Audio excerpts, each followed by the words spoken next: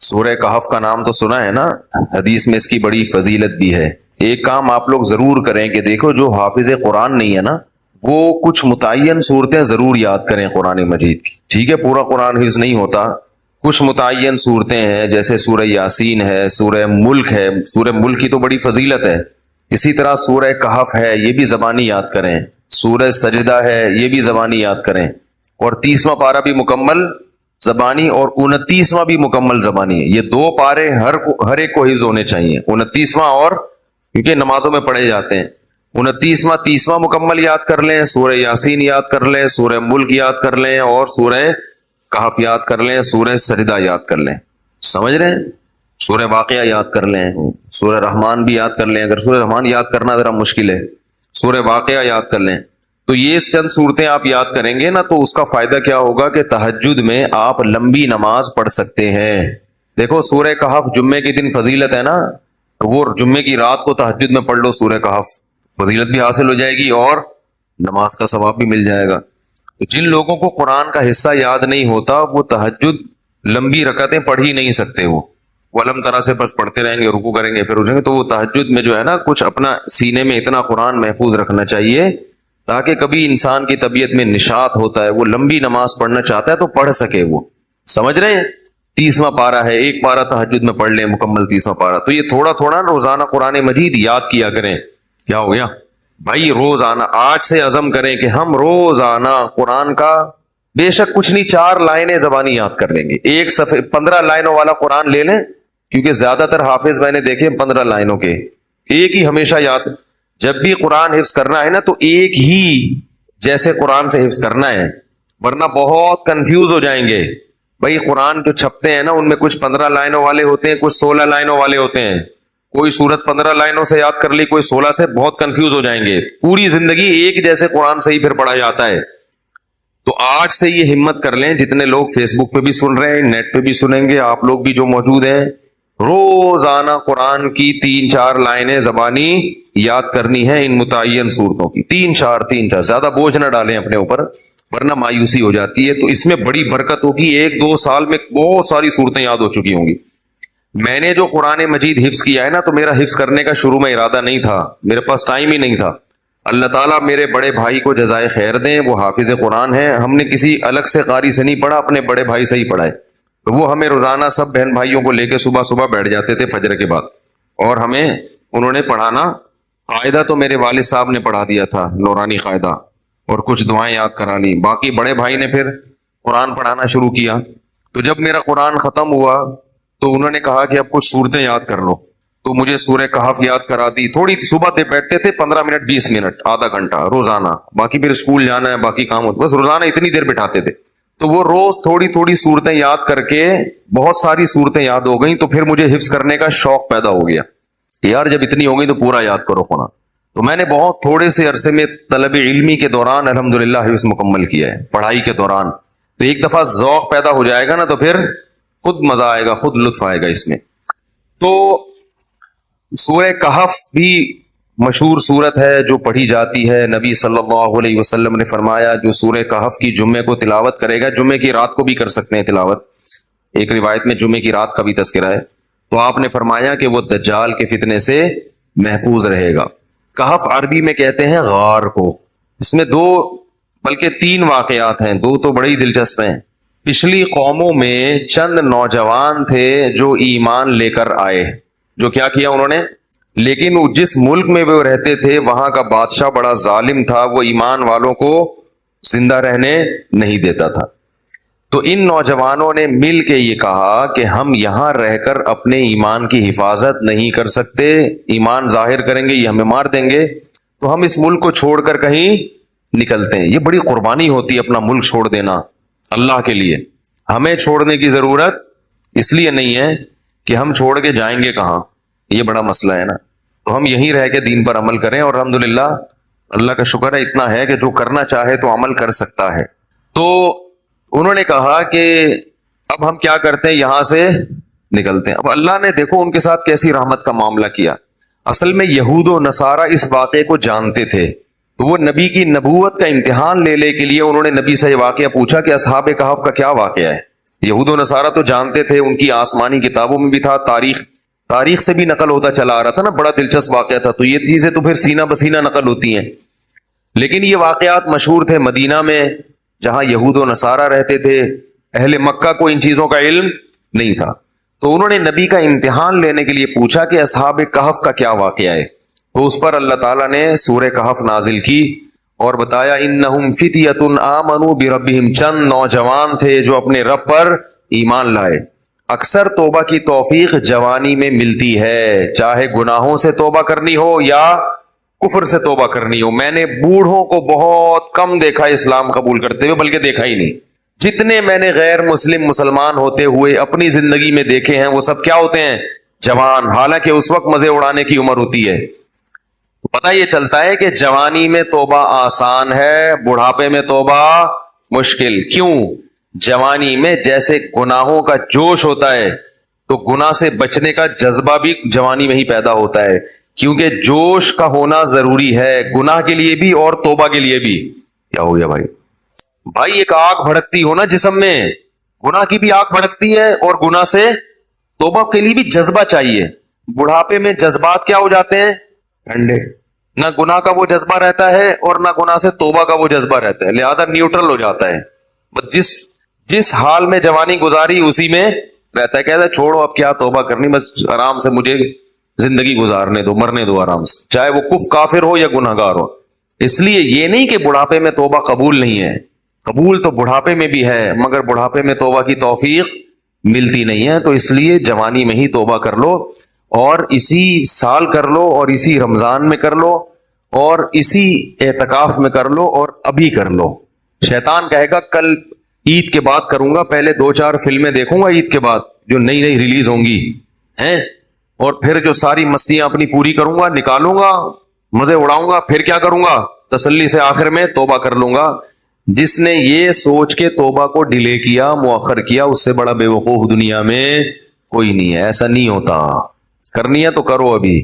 اللہ تعالیٰ توبہ کی توفیق دے. آج رات اٹھ کے نا اللہ سے خوب گڑ گڑا کے مانگے، اللہ جتنے گناہ تھے ہم نے چھوڑ دیے. بس ہمت کرو، ہمت کے بغیر دنیا میں کچھ بھی نہیں ہوتا. تو ان نوجوانوں نے کیا کہا بھائی؟ ہمت کرتے ہیں. فتیہ، قرآن کیا کہہ رہے ہیں؟ نوجوان تھے. فتن کی جمع فتیہ آتی ہے. تو انہوں نے کہا کہ بھائی وَإِذِ اعْتَزَلْتُمُوهُمْ وَمَا يَعْبُدُونَ إِلَّا اللَّهَ فَأْوُوا إِلَى الْكَهْفِ، چلو یہاں سے بھاگ کے کسی غار میں پناہ لیتے ہیں، وہاں جا کے سوچیں گے کہ کل کرنا کیا ہے، اگلا پلان کیا. ابھی تو یہاں سے نکلو، یہاں رہ کے کچھ نہیں ہو سکتا. انہیں کیا پتا تھا کہ ان کی اس قربانی پر اللہ ان کو کیسا نوازنے والا ہے. اللہ بڑا شکور ہے. اللہ کا ایک نام ہے شکور. شکور پتہ ہے کسے کہتے ہیں؟ قدردان. آپ تھوڑا کریں اور وہ نوازے بہت زیادہ، اس کو شکور کہتے ہیں. تھوڑی قربانی آپ دو گے مگر وہ نوازے گا بہت زیادہ. اللہ ایسا کرتے ہیں. تو یہ نوجوان نکل کے گئے ہیں اور انہوں نے غار میں کیا کی؟ پناہ لی. وہاں بیٹھ چلے گئے ہیں، نیند آ گئی، سو گئے. ساتھ ان کا کتا بھی تھا. حفاظت کے لیے کتا رکھنا بولو بھائی جائز، بلا وجہ کتا رکھنا حرام ہے. نبی نے فرمایا جس نے بلا وجہ کتا رکھا روزانہ 1 قیرات اس کی نیکیاں کم ہوتی رہیں گی. 1 قیرات پہاڑ کے برابر ہوتا ہے. روزانہ اس کی نیکیاں ضائع ہوتی رہیں گی. اسلام میں کتا پالنا بلا وجہ جائز نہیں ہے. ضرورت کے لیے، شکار کے لیے پال سکتے ہیں. شکاری کتے ہوتے ہیں نا کہ شکار وکار کرنا ہے، یا گھر میں طوطے پالے ہوئے ہیں تو ان کی شکار کے لیے کتا رکھا ہوا ہے. تو یہ ہوتا ہے طوطوں کی حفاظت کے لیے کتے رکھنے پڑتے ہیں بعض دفعہ. تو لیکن کتے کو بتا دیں کہ صرف طوطوں کی حفاظت کے لیے ہے. لوگ کتا پالتے ہیں ڈاکوں سے حفاظت کے لیے، اس کو بتاتے نہیں ہیں، وہ ہر ایک کو کاٹنا شروع کر دیتا ہے. تو وہ اپنا کتا بھی ساتھ لے گئے حفاظت کے لیے کہ بھائی کہیں پہرے وہرے کے کام آئے گا. تو غار میں ان کو نیند آئی اور کتا کہاں بیٹھا ہوا ہے؟ غار کے کنارے پہ. وہ حفاظت کے لیے بیٹھا ہوا تھا کہ بھئی کوئی آئے گا تو بھونک کے ان کو بتائے گا بھئی بندہ آیا ہوا ہے کوئی. تو اب جو ہے قرآن کہتا ہے کہ ہم نے ان پہ نیند کو مسلط کر دیا، سو گئے. وَلَبِثُوا فِي كَهْفِهِمْ 300 سِنِينَ وَازْدَادُوا 9 309 سال سوئے ہیں. کتنے؟ 309 سال. وَنُقَلِّبُهُمْ ذَاتَ الْيَمِينِ وَذَاتَ الشِّمَالِ. اگر انسان ایک ہی پہلو پہ لیٹا رہے نا تو زمین کھا جاتی ہے اس کو. تو اللہ فرماتے ہم ان کو کروٹیں بھی دلاتے رہے. وَتَرَى الشَّمْسَ إِذَا طَلَعَتْ تَزَاوَرُ عَنْ كَهْفِهِمْ ذَاتَ الْيَمِينِ وَذَاتَ الشِّمَالِ وَإِذَا غَرَبَتْ تَقْرِضُهُمْ. جب سورج نکلتا تھا تو وہ بھی کترا کے نکلتا تھا، روشنی جائے گی مگر تیز دھوپ نہیں جائے گی، تاکہ سورج کی جلن، سورج کی کرنیں ان کی اسکن کو خراب نہ کریں. اور اللہ فرماتے ہیں 309 سال تک کتا جس انداز میں بیٹھا رہا ہے، لَوِ اطَّلَعْتَ لَوَلَّيْتَ مِنْهُمْ رُعْبًا وَلَمُلِئْتَ مِنْهُمْ فرارا. وہ کیا ہے؟ لَوِ اطَّلَعْتَ عَلَيْهِمْ لَوَلَّيْتَ مِنْهُمْ فِرَارًا وَلَمُلِئْتَ مِنْهُمْ رُعْبًا، کہ تم اس کتے کو دیکھتے تو روب کی وجہ سے وہاں سے بھاگ جاتے. اللہ نے کتے پر ایسا روب ڈال دیا کہ کوئی بھی اس کے قریب پٹک نہیں سکتا، تاکہ ایسا نہ ہو کہ 309 سال میں ظاہر ہے کتنے لوگ یہاں سے گزریں گے غار میں جا کے ان کو کوئی نقصان نہ پہنچائے، تو کتے کی ایسی وحشت. 309 سال کے بعد اللہ نے ان کو اس دوران کیا ہوا؟ وہاں حکومت کا کیا ہو گیا؟ بادشاہ مر گیا، پوری رعایا تبدیل ہو گئی، کوئی نیک بادشاہ آ گیا اس ملک میں جو توحید پرست تھا اور نیک لوگوں کی قدر کرتا تھا. پوری رعایا تبدیل ہو گئی، حکومت تبدیل ہو گئی 309 سال میں. تو یہ 309 سال کے بعد سو کے اٹھے ہیں، اب پریشان ہے کہ یار ہم کتنا سوئے ہیں. کسی نے کہا کہ ہم 24 گھنٹے سوئے ہیں، کسی نے کہا کہ نہیں بھائی آدھا، کیونکہ یہ تو سوچ ہی نہیں سکتے تھے نا اتنے 100 سال تک ہم سوتے رہے. تو ایک نے کہا کہ اللہ ربکم اعلم بما لبثتم، اللہ کو پتا ہے بھائی کتنا سویا، چھوڑو اس بحث میں کیا پڑھنا، 24 گھنٹے یا آدھا دن یا ایک دن، چھوڑو کیا کرنا اس بحث.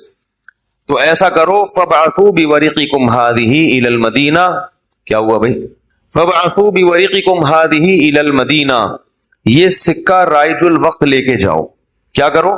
سکہ رائج الوقت. یہ رائج الوقت میں خود لگا رہا ہوں کیونکہ آج کسی کا نکاح پڑا ہے نا جمعے میں، اس میں لکھا تھا 1,00,000 روپے سکہ رائج الوقت. تو یہ پرانی اصطلاحات پتہ نہیں لوگ کیوں استعمال کرتے ہیں بھائی. تو رائج الوقت ہی ہے اور کیا ہوگا. بیوی رائج الوقت ہے، دولہا رائج الوقت چل رہا ہے، تو سکہ بھی کون سا ہوگا؟ رائج الوقت ہی ہوگا. تو انہوں نے کہا کہ یہ سکے لے کے جاؤ، کرنسی لے کے جاؤ. فَلْيَنْظُرْ أَيُّهَا أَزْكَىٰ طَعَامًا، اور دیکھ کر آؤ کون سا پاکیزہ کھانا ہے، کیونکہ غیر مسلم ریاست ہے، حلال ملنا، اس سے پتہ چلتا ہے کہ غیر مسلم اسٹیٹ میں رہنا بڑا مشکل کام ہے. لوگ یورپ امریکہ میں جا کے جو آئے کھا لیتے، کہتے بسم اللہ پڑھ کے کھا لو، یہاں کیا حلال حرام اتنا مشکل کام ہے. نہیں، آپ کو تحقیق کرنی پڑے گی. غیر مسلم ملک میں گوشت کھانا آپ کے لیے حلال نہیں ہے جب تک کہ یقین نہ ہو کہ یہ حلال طریقے سے ذبح کیا گیا ہے. اور محض حلال کا ٹھپا کافی بولو یار نہیں ہے، کہتے اس پہ حلال کا ٹھپا لگا. حلال کا ٹھپا لگانے میں کتنے ٹائم لگتا ہے. لوگوں نے مہرے بنا کے رکھی ہوئی، حلال لکھا ہوا ہے، ہر چیز پہ سور پہ بھی ٹھپا لگا رہے ہیں حلال. جو چیز آ رہی ہے اس پہ کیا لگا دیتے ہیں؟ حلال کا ٹھپا. جو بھی ان ملکوں میں رہتے ہیں ان کی ذمہ داری ہے کہ چکن کھا رہے ہیں، بکرا کھا رہے ہیں، جا کے پہلے تحقیق کریں کہ اس کمپنی میں حلال ہے بھی یا نہیں ہے. مشینی ذبیحہ ہماری تحقیق میں حلال نہیں ہے. قرآن میں صاف ہے کہ جس جانور پر اللہ کا نام نہ لیا جائے اسے کھانا جائز نہیں ہے. اور نام لینے کا مطلب انسان نے نام نہ لیا ہو، مشین کا نام لینا کافی، مراد یہ کہ انسان اس پہ نام لے. تو انسان کا اللہ بسم اللہ اللہ اکبر پڑھنا ضروری ہے. تو یہ بھی پاکستان کی ایک فضیلت ہے کہ یہاں الحمدللہ حلال گوشت وافر مقدار میں ملتا ہے، یقینی حلال ہوتا ہے، اپنے سامنے سے ذبح ہوتا ہے، بالکل صاف نظر آ رہا ہوتا ہے. بڑی نعمت کی بات ہے. بعض ملکوں میں شروع ہو گیا ہے لیکن جہاں بھی گیا ہوں مزہ نہیں آیا، مشکوک ہے، اطمینان نہیں ہوتا. تو فَلْيَنْظُرْ أَيُّهَا أَزْكَىٰ طَعَامًا، دیکھ کر پاکیزہ مال لے کر آؤ. جو غیر مسلم ہے پتہ نہیں مردار بھی کھاتے ہوں گے، تو حلال تلاش کرو. وَلْيَتَلَطَّفْ، اور ذرا احتیاط سے جانا. لا یشعرن بکم احدا، کسی کو پتہ نہ چلے تمہارے بارے میں. چپکے سے جانا، رومال ڈال کے اور پتلی گلی سے راشن خرید کے، کھانا خرید کے لے آنا. انہم ان یظہروا علیکم یرجموکم، کیونکہ ان کو اگر ہمارا پتہ چل گیا ہمیں پتھروں سے مار کے ہلاک کر دیں گے، اتنے دشمن تھے اسلام کے. او یعیدوکم فی ملتہم، یا زبردستی تمہیں اسی دین میں لے آئیں گے. ولن تفلحوا اذا ابدا، پھر تو تم کبھی بھی کامیاب نہیں ہوگے، نقصان ہو جائے گا. ہم تو نہ اس دین میں دوبارہ جا سکتے ہیں اور نہ ہم قتل ہونا چاہتے ہیں کہ پتھروں سے ہمیں کوئی ہلاک کرے. لہذا چپکے سے جاؤ اور پتلی گلی سے واپس آ جاؤ. وہ جب چپکے سے گیا تو وہ دیکھ کے حیران ہو گیا، وہ یہ کیا ہے بھائی، یہ تو وہ علاقہ ہی نہیں ہے بھائی. تو علاقہ ہی چینج ہو گیا ہے. علاقہ کیا ہو گیا ہے؟ چینج ہو گیا ہے. سندھ والے جو ہے نا علاقے کو کہتے ہیں علاقہ، کہتے ہیں علاقے کی بات ہوتی ہے بھائی. تو یہ تو پورا علاقہ چینج ہو گیا. تو وہ حیران کہ وہ بادشاہ کہاں ہے. انہوں نے کہا کہ وہ بادشاہ تو بھائی 300 سال پرانی بات ہے, اس کے زمانے کی تو ٹرینیں بند ہو گئی ہیں, کون سے بادشاہ کی بات کر رہے ہیں؟ اس نے کہا بھائی وہ بادشاہ. انہوں نے کہا بھائی وہ پرانے زمانے کا قصہ ہے. انہوں نے پھر وہ کرنسی دکھائی, انہوں نے کہا یہ کرنسی تو 300 سال پہلے اسٹیٹ بینک نے پابندی لگا دی تھی, یہ کون سی کرنسی لے کے گھوم رہے ہو.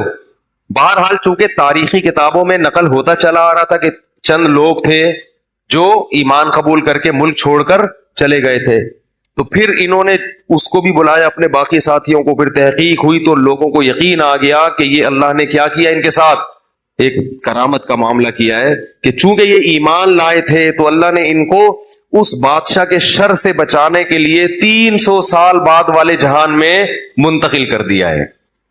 تو اب لوگ ان کے عقیدت سے ہاتھ پاؤں چومنے لگے اور وہ بڑا ان کی جو ہے نا عقیدت اور محبت کرنے لگے, اور ان کے انتقال کے بعد وہاں انہوں نے لوگوں نے ایک مسجد بنائی اللہ کو یاد رکھنے کے لیے.